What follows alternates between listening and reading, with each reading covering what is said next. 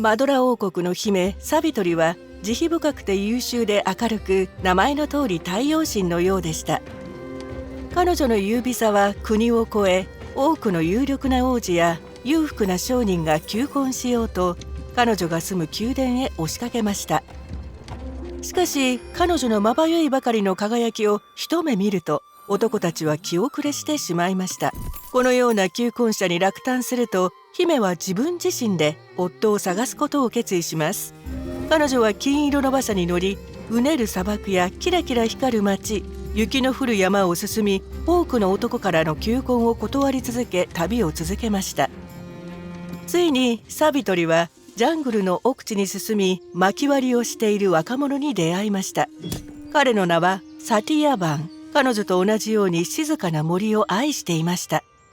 しかし姫は彼が平穏ではないと分かりました。数時間話した後、サティヤバンは自身の苦境について話しました。彼の両親は一時裕福な統治者だったものの、父親が失明しクーデターにより転覆されてしまいました。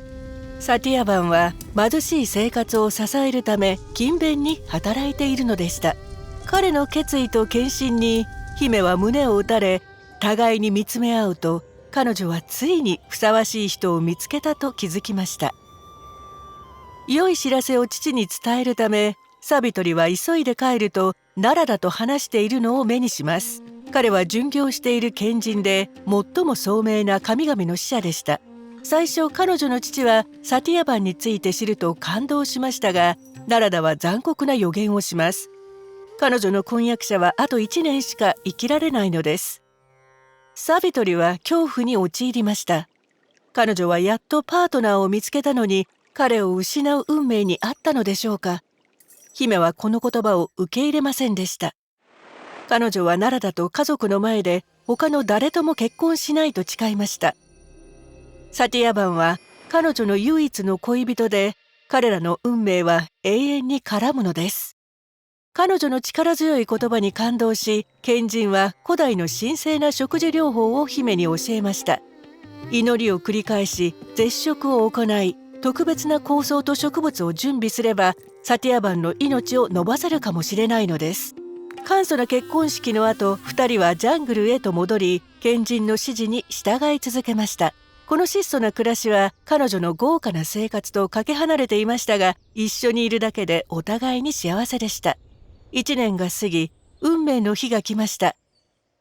結婚1周年の日、太陽はひどく照りつけて、サティヤバンの額はほてり始めると、サビトリが彼を日陰へと連れて行こうとしますが間に合わず、彼は静かになり、そして冷たくなりました。涙に暮れる中、姫は水平線に巨大な人影を見ました。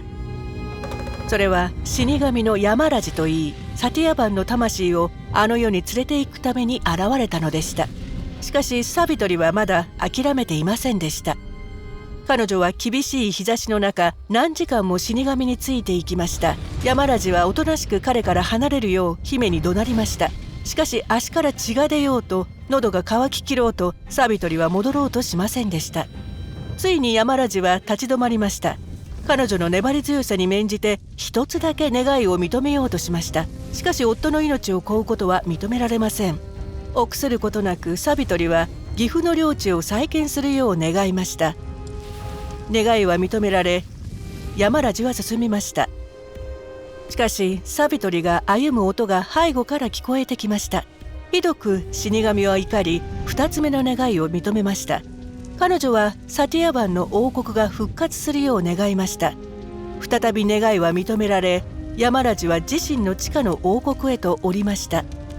しかし後ろを見ると、ボロボロになった姫がふらついているのを見て彼は仰天しました。彼はこれほどまでの死者への献身を初めて目の当たりにし、そして彼女の姿に敬意を表し、最後の願いを叶えることにしました。サビトリは多くの子供に恵まれた母親になりたいと願いました。死神は願いを認め、彼女を追い払うため手を振りました。しかし姫は1年前の誓いを繰り返すだけでした。自分は永遠にサティヤバンと運命を共にするという誓いです。もしヤマラジが夫を返してくれなければ、子供たちをどうすればいいでしょうか。この懸命な問いを聞いて死神は根負けし、態度を和らげました。ヤマラジは祝福を与え敬意を示し、サティアバンがサビトリのもとへ返されると、2人は元の住んでいた場所へ戻り、死神でさえも壊せない愛で結ばれたのでした。学び続けられますか？これらの動画を視聴してください。知ってると思っていたことの新しい見方や知らなかったことに出会えます。